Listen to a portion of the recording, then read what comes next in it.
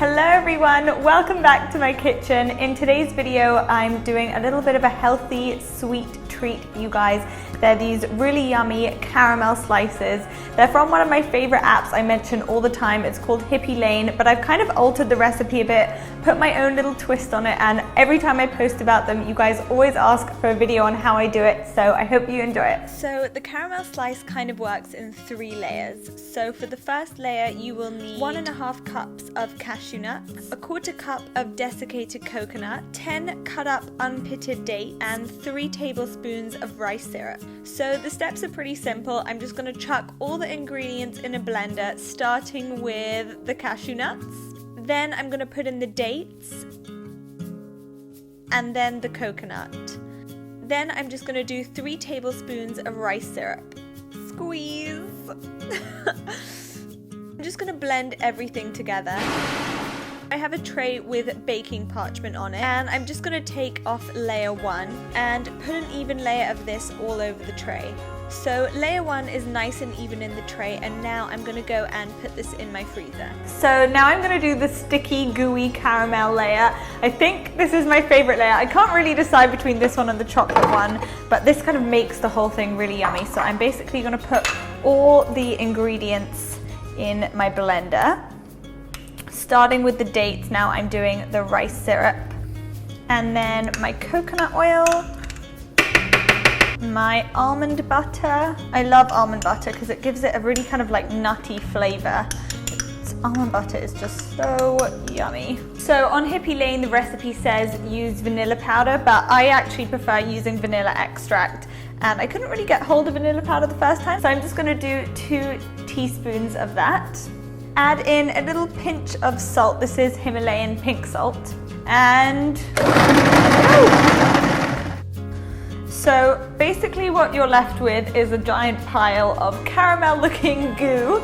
So I basically take a dollop with a spoon, put that dollop on top of layer 1 and press it out with my fingers because it is quite gloopy, and I just want it to stick on top of the first layer. So my caramel layer is looking very nice and juicy and caramelly, so I'm going to put this back in the freezer right now. So for my chocolate layer, same thing as always. I'm going to chuck all the ingredients in my blender, starting with the cacao powder.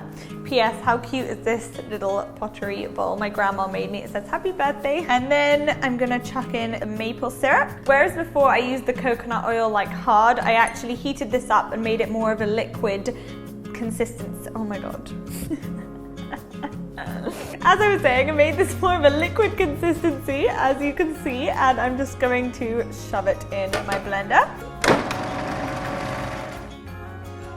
Sometimes I actually just do the chocolate layer and make my own little like cacao chocolate pieces, and it tastes so good, and it's honestly so easy because it's just like one of the steps. So the last step's kind of optional depending on if you like fruit or not, but I think this tastes so yummy, adds a little extra kick, and it makes everything look much prettier too. So I ordered these freeze-dried berries from Amazon. You can kind of get them anywhere, and it's strawberries and raspberries and that kind of stuff. I like to crush them up in my hands and sprinkle them on top of the chocolate. So as the chocolate's going to freeze, I would just recommend pushing down any of the big pieces into the chocolate, because otherwise when you're cutting up the slices, the pieces just kind of fall off. So that is what everything looks like now. I'm going to put this in the freezer for probably another half an hour until it's done, and then we can cut them up. So I've taken the final thing out the freezer, and now I'm going to place it on my chopping board and cut it up into little squares. But the first thing I like to do is cut off the edges because I find they look a bit messy sometimes. So I'm just about to cut my squares, but my little tip is to keep a bit of kitchen roll in your hand because the knife tends to get a bit sticky and messy. So I just wipe my knife clean before cutting a new piece. Okay, I'm going in. That's so gooey. My favorite bit is like the chocolate mixed with the nuts, mixed with the kind of fruity feeling that you get on the top. So this is the finished result. I really hope you guys enjoyed this video. If you recreate this recipe, make sure you use the hashtag healthy caramel slices so that I can check it out and see what you've made. Don't forget to give this video a thumbs up if you enjoyed it, and I will see you in my kitchen very soon. Bye!